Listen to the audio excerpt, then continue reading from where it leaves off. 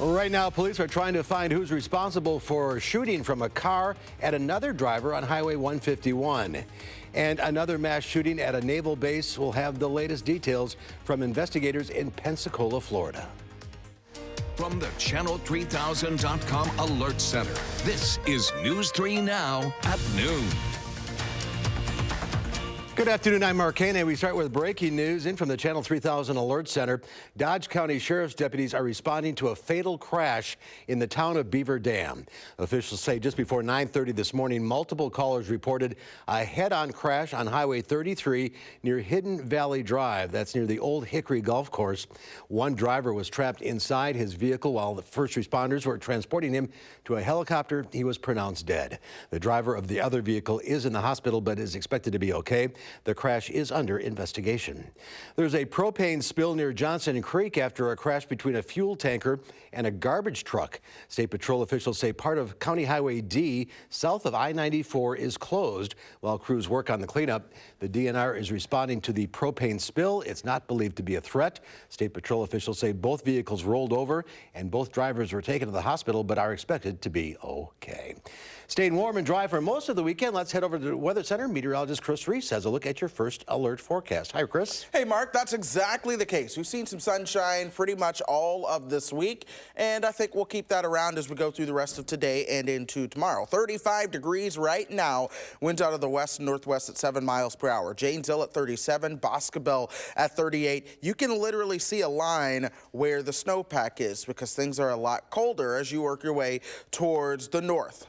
Here's what we're going to see as we go through the rest of the day, folks. Look for those temperatures warming up towards 38 for the high this afternoon. Once the sun sets, though, our temperatures begin to drop off rather quickly into tonight. As we go through the rest of the weekend, folks, look for things to stay mild, but we turn wintry as we head towards next week. We're going to be talking about that coming up in just a few minutes. All right, we'll see you then. Thanks, Chris.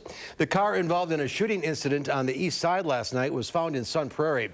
Madison police say just before 9 p.m., witnesses reported someone in a black sedan shooting at another vehicle on Highway 151 at Nelson Road. That's about 2 miles from Easttown Mall. Police found several shell casings and found the car abandoned in Sun Prairie. Officials say the owner of the vehicle does not appear to be involved. Anyone with information asked to call Crime Stoppers. And police are investigating a mass shooting at a naval base in Pensacola this morning that left 3 people dead, plus the shooter. 7 others are injured. This is the second deadly shooting at a U.S. naval base this week. Naomi Ruckham has the latest from New York. Naval Air Station Pensacola will remain closed for the rest of the day following a mass shooting at the base. Walking through the crime scene was like being on the set of a movie. Authorities say the shooter is among those killed. It was a member of the Escambia County Sheriff's Office that did negate the threat. I will share that with you. Several people were taken to the hospital, including 2 sheriff's deputies who were shot while confronting the shooter. Their injuries are not life-threatening. My heart goes out to those families of the deceased and of the wounded. They're part of the Navy family. NAS Pensacola is one of the Navy's most historic bases. It employs more than 16,000 military and 7,400 civilian personnel. Certainly this is a tragic day for the city of Pensacola. NAS is incredibly an important part of our community. For 200 years, this has been a part of the city of Pensacola. A spokesperson says only essential personnel will be allowed onto the base while the investigation continues. Naomi Ruckham, CBS News, New York. And on Wednesday, a 22-year-old sailor killed 2 civilian workers at Pearl Harbor Navy base before fatally shooting himself. Well, new at noon, a group that supports Wisconsin school safety is drafting a letter in support of school resource officers. The letter is in light of recent violence inside schools, including a shooting at Waukesha South High School after a student threatened a resource officer with a pellet gun, and another shooting at Oshkosh West High School after a student stabbed an officer. We'll have more from the safety board's meeting later on News 3 Now. Students and community members are holding a climate strike on the UW campus as part of a global day of action. It's meant to pressure world leaders gathering at the UN Climate Change Conference in Spain. The Capital Times reports Madison organizers are also collecting signatures for a petition that calls for Chancellor Rebecca Blank and administrators to agree to power UW-Madison with renewable energy by 2050. The rally is happening right now at Library Mall. Swedish teenager Greta Thunberg arrived in Spain today for the UN UN Climate Summit. She took a catamaran, train, and electric car to reach the venue. In the past year, Thunberg has inspired a global movement demanding action on climate change. She's set to take part in a mass march and make a speech later in Madrid. Democrats are pushing ahead with the impeachment process, hoping to have a final House vote on impeachment before Christmas. Possible charges include abuse of power, abuse of office, bribery, and obstruction over the president's dealings with Ukraine. The House Judiciary Committee will hold another impeachment hearing on Monday, focused on evidence collected as part of the impeachment inquiry. The White House has until the end of the day today to decide whether their lawyers will participate in Monday's hearing. And we are just a day away from the Big Ten Championship. The Badgers are taking on the Ohio State Buckeyes at Lucas Oil Stadium in Indianapolis. There is a lot at stake for the Badgers. A win would keep them ahead of Penn State and Minnesota, which could send them to the Rose Bowl. The last time they played in Pasadena was 2013, and their last Rose Bowl win was in 2000. If you're thinking about making the trek to Indy for the big championship game, tickets are still available. You can go to uwbadger.com or call 1-800-GO Badgers. Kickoff in Indianapolis tomorrow at 7 o'clock Central Time. Our Jay Wilson and Kevin Lewis will have live coverage starting today. You can catch their previews and analysis of the Badgers' odds tonight on News 3 Now. And there's more to come on News 3 Now at noon. Up next, we'll see if Howard has what he's working on in the Mr. Food Test Kitchen. You'll experience pure bliss with one bite of the bread we're making today. And is it ever worth sharing?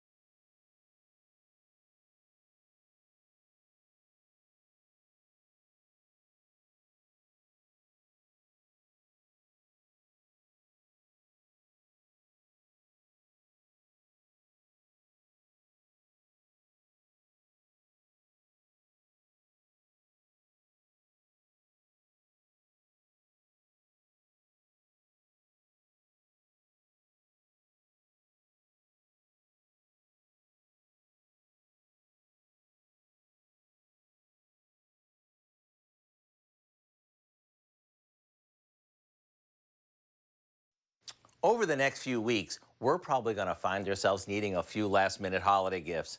You know, for everyone from our next-door neighbor to the UPS driver.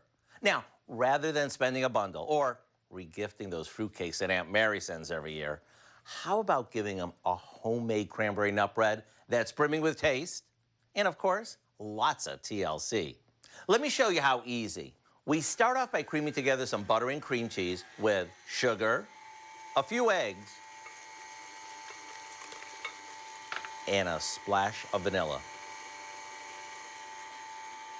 After that's well blended, we slowly add our dry ingredients, which is simply some flour mixed with a touch of baking powder and a little salt. Now for the part that gives this its wow factor, we stir in some whole cranberries, and those can be fresh or frozen, and a handful of chopped walnuts. This goes into a loaf pan and we'll bake it until the center is set. After it cools, we can wrap it up as the perfect homemade gift. You better make a bunch so you can cut one up and slather on some butter as a gift to yourself. So here's what I suggest. Go online and get the recipe for what we call cranberry bliss bread. This way you'll have it when you need that something special to share. I'm Howard with Kelly in the Mr. Food Test Kitchen, where today we found a gift-giving way for you to say, ooh, it's so good. All right, Howard, thank you. Next at noon, sunshine, warmer temperatures today and Saturday, but there's a chance of rain and some snow mix Sunday night. Chris has the details next in your first alert forecast.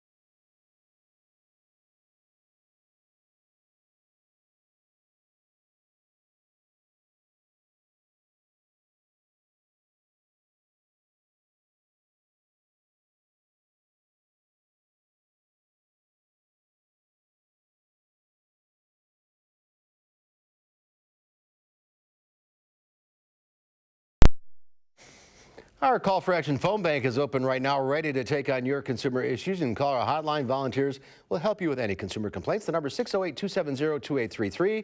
The service is open every Monday, Wednesday, and Friday between 11 and 1. Wall Street rallies on a banner jobs report, and a flying car lands with a hefty price tag. Diane King Hall has your Money Watch report.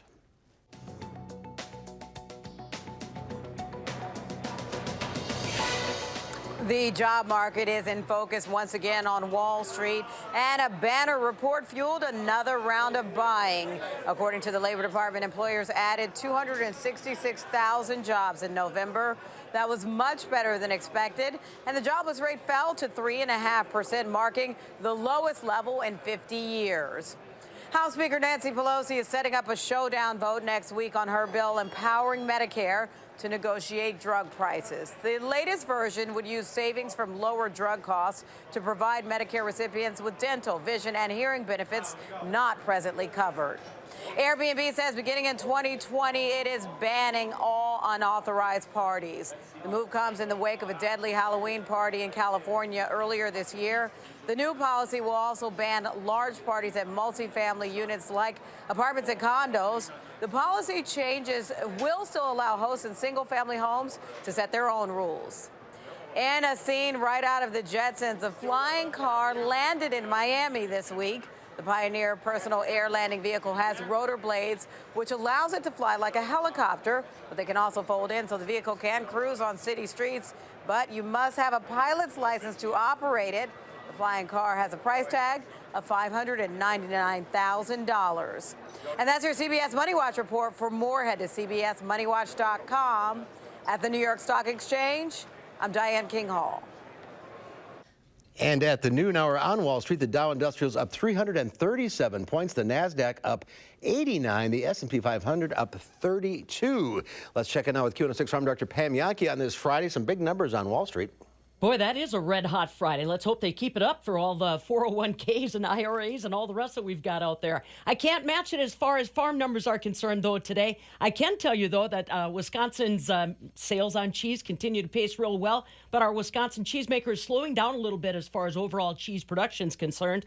For the month of October, we were down about 7.5% as far as production compared to a year ago. That includes American cheese, cheddar cheese, and mozzarella, all three down here in the state of Wisconsin. That's a trend we saw nationally. Hey, if you're going to be watching NFL football this weekend, pay attention to their footwear. National Football League has got 10 players that are going to be showcasing some pretty fancy creative footwear in an effort to highlight the dairy industry and their partnership. It's called My Cause, My Cleats, and it focuses in on the Fuel Up to Play 60 program that the nation's dairy farmers have been partnering with the NFL for the past 10 years or so.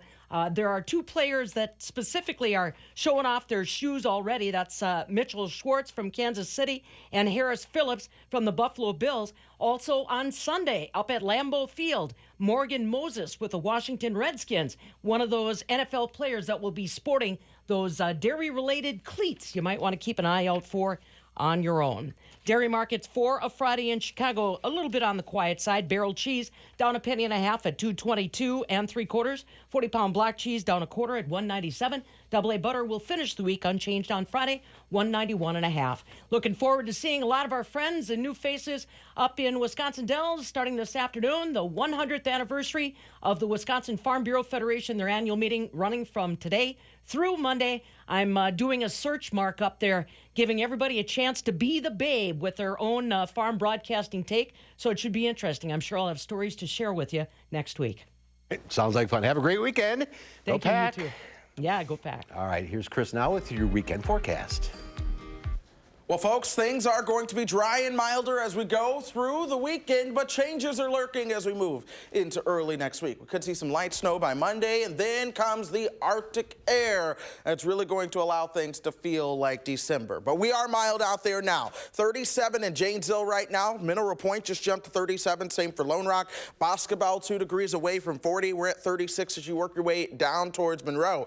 Even in Madison, we're at 35 degrees right now. And that's with winds coming out of the west and northwest at 7 miles per hour. So we're truly milder as we have been all this week. We are also dry. This is high resolution Doppler right now, folks. You are seeing the sunshine as you look out the door. Folks in Waunakee will be seeing plenty of sunshine. Same for Sun Prairie and Cottage Grove, all the way down towards Stoughton and Aragon, even in Milton and Janesville and Beloit. It is a sunny afternoon as you begin to head out the door. As high pressure stays in control throughout southern Wisconsin, that's just how we're going to keep it. Now, as we go through the rest of tonight, you'll see how temperatures begin to drop, and we might get a little bit of cloud cover. Tomorrow morning, 6 o'clock, look for those temperatures right around 22 degrees as you begin to wake up and head out the door. 40 for the highs tomorrow. Some areas could likely be even a bit warmer, especially if we see more sunshine, but the clouds do begin to increase as we move into Saturday night and Sunday. This is lunchtime Sunday. Check out that temperature, though, already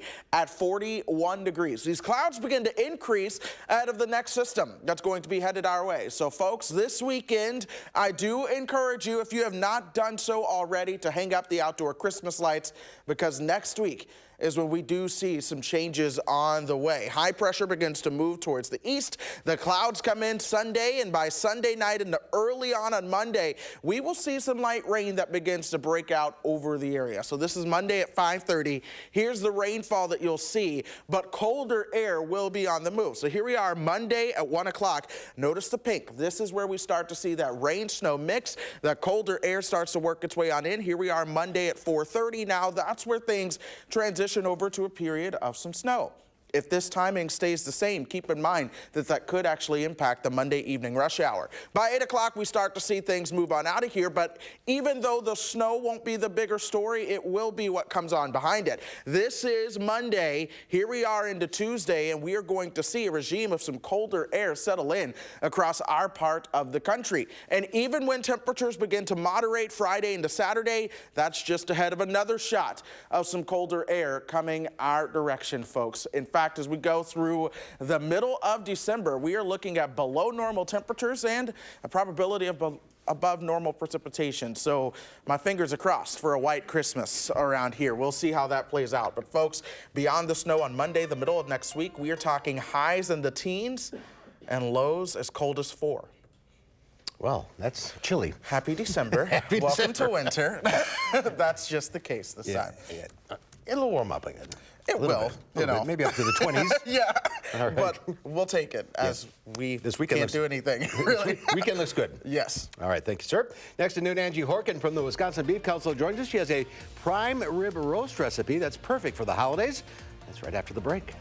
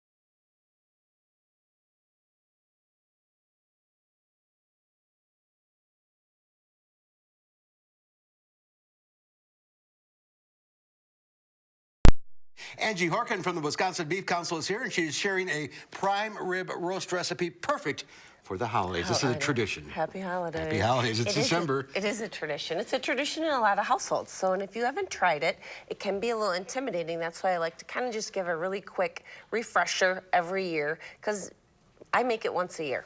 honestly. And it starts out as this. It starts out as this. So when it's done, it's called prime rib, but when it's this in the supermarket, it's a ribeye roast or rib roast. So this is essentially your ribeye steaks, but left as a roast. Now, I bought a boneless. I prefer boneless just because I feel like I get more and I'm not paying for the bones, but of course they'll have bone-in, which can be called a standing rib roast. If you do a bone-in, you don't need the rack. I just use just a roasting pan, you know, a metal 9x13 pan is fine, a rack. So this is a dry cooking method. So we do not need to tenderize this because it's a ribeye, it's tender. So no liquid, no cover, meat thermometer, your oven-safe meat thermometer. Now, if you go to the website, beeftips.com, we've got tons of different rubs. The one I did for us today for lunch is just a little garlic, salt and pepper, and fresh thyme. But check out the website, rub it, and then put your meat thermometer in. So center it right in the middle, and then watch this. I like to tell people, set your timer for 20 minutes a pound, 350-degree oven. Okay. And it ends up as this? Ends up as this. This was about a 4.5-pound boneless ribeye roast, so about a little less than 2 hours, and then 135 degrees, remove it. This is probably more about a 150, so a medium. Medium rare would be about 135. Then the cool thing about a lot of our recipes is, you know, your roast, you make every recipe the same, but then you can fancy it up with sauces. So I got 3 different sauces here, so if you want to try. A roasted garlic sauce. Oh, that sounds good. So you do 2 big bulbs of garlic in tin foil with a little extra virgin olive oil on them at the same time as the roast, and then let them cool. They're softened, and then mix with a little half and half. 30 seconds left. So this is port wine and chocolate. So a chocolate port wine sauce, so a little bittersweet chocolate. And then just a holiday wine pan sauce. So all the recipes are on the website, but kind of different fun flavors to fancy up your prime rib roast. It's special kind of meat for a special meal, special time of year. Exactly. So beeftips.com is our website. We've got everything on there we talked about, plus a ton more, so a ton of recipes. All the cooking charts, all the tips are all right there. All right. Happy holidays. Happy holidays. Here's one final check of your forecast. Sunshine sticks around as we go through the rest of today, folks. That's what's going to be the introduction to the weekend. Dry weather and milder temperatures, too. We're talking 40s for Saturday and Sunday, 44. But the cold comes our direction early next week, 36 on Monday. Teens for Tuesday and Wednesday. Check out that low Tuesday night and Wednesday morning, right around 4. We'll see more chances for snow by next Friday and next Sunday. The reality is, as we look ahead in our forecast, we're likely to turn colder and a bit more active. Perhaps we could see a white Christmas around here. We'll see how things go, but we have several days, of course, to track all of that details. All right, Chris, thank you very much. That's our time for now. This is a live look at the lighting of the holiday tree at the state capitol. Have a good weekend.